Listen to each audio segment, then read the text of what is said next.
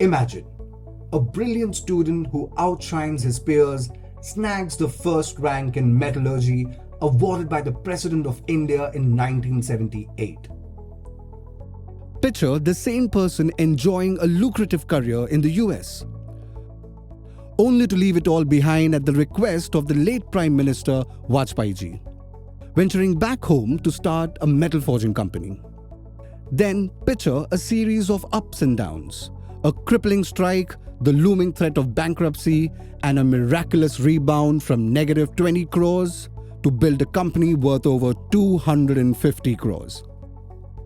Meet Pradeep Goyal, a man with 8 published papers, 6 patents to his name, and a life story that's nothing short of a roller coaster.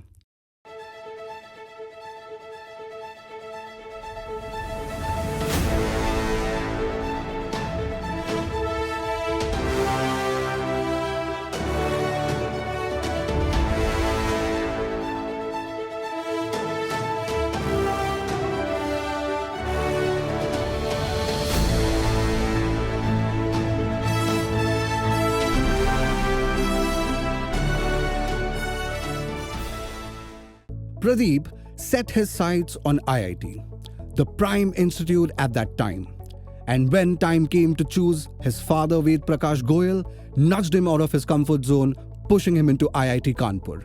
His education in metallurgy took him to America, a dream held by many IIT engineers. While Pradeep received scholarships from several prestigious universities, but his father had a particular institution in mind, MIT. The environment at MIT was just unbelievable because where my office was as a graduate student, around me were Nobel laureates. But the learning was just outstanding.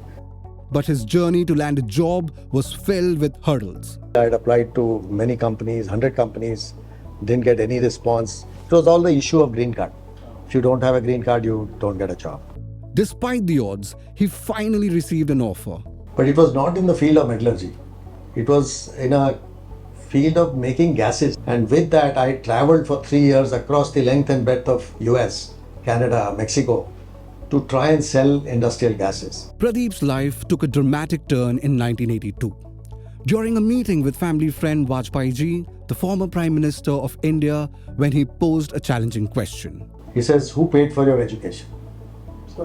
I said, my father paid. I was in a very naive manner, So my father paid for it. He laughed. He said, "Are you joking? You paid 100 rupees a month for IIT education. You think that's what it costs?" It was 100% subsidized by the government of India. So I asked my father and he said, "Of course, if Vajpayee ji is asking you to do that, then it must be the right thing." Pradeep decided to resign from his flourishing career in the US and return to India. On his return to India, Pradeep and his father faced the challenge of starting anew. I asked my father, "What are we going to do?" So he said, "Look, we know steel." Despite the lack of resources, Pradeep's father had one thing in abundance: confidence in his sons. With the intention to start a forging business, Pradeep, his father, and his brother Piyush ventured into the unknown. However, a year into the business, their lead worker decided to quit. The worker, without a formal resignation, claimed he was fired, leading to union-led protests. Dejected, Pradeep returned to the US, looking for opportunities and also seeking potential customers. Back in India, after months of protest and a dwindling financial situation, the workers returned, remorseful and willing to reconcile. When Pradeep returned to India, he reignited the business with a newfound vigor. Despite the challenges, he saw a bigger opportunity: exporting. Pradeep's company became one of the earliest Indian businesses to export stainless steel flanges. But soon, they faced a new challenge: capacity. By 1990-91, the company had outgrown its current setup. As India underwent liberalization in the early 90s, the market conditions were ripe for their IPO. The proceeds would be used to establish a new plant. The search for a new location led them to Navi Mumbai MIDC, an area touted to be the place of the future. Pradeep's company ventured into the automotive industry. But this path was far from smooth. Caught in a severe economic downturn, the company found itself on shaky grounds. High interest rates, soaring raw material costs, and strained customer relationships plagued them. In this 5-year period, their financial health took a nosedive. The company became a negative net worth, teetering on the edge of bankruptcy. Despite the dire circumstances, he refused to give up. He took on the challenge of reworking their business model. I said, what are my costs?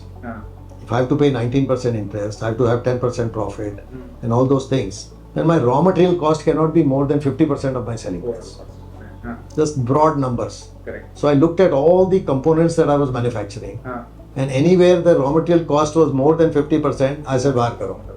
It was a bold move. They had to let go of a chunk of their workforce.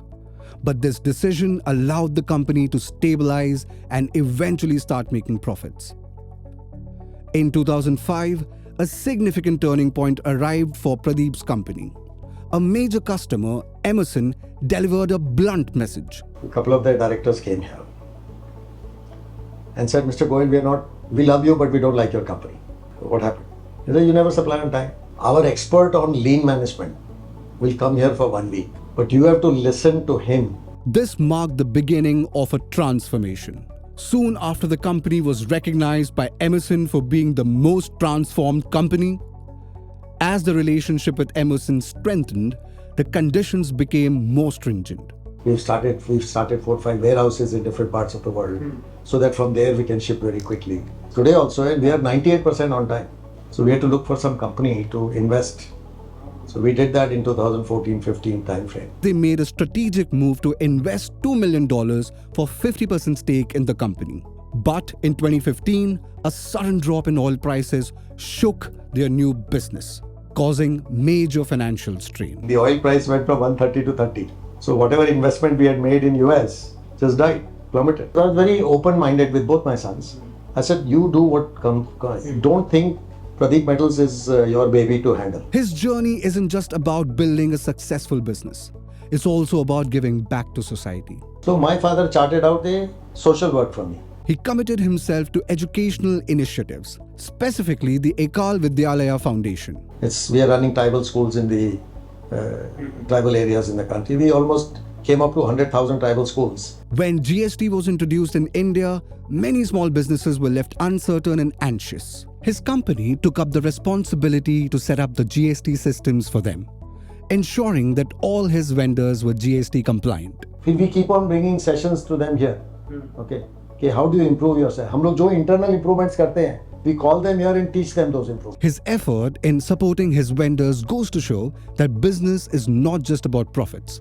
It's about people, partnerships, and progress. So in 2015, I put up a windmill. I spent 14 crores in that. Then while we were shifting all these things, we took a call that we'll remove all the asbestos sheets from the roof and put steel sheets. They upgraded to hydraulic machines which saved 5,000 units of energy per day and replaced all halogen lamps with LEDs.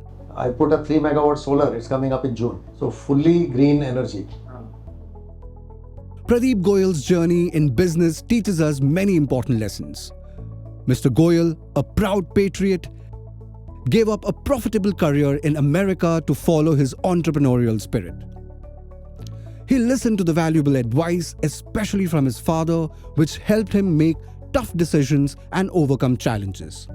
He cared for all stakeholders and made smart decisions to ensure his company's future. His commitment to sustainability, balancing environmental care with business, shows us how to create a long-lasting success story. His story is a lesson in determination, strategic thinking, and care for the greater good. It's more than just about winning today. It's about making a difference that lasts.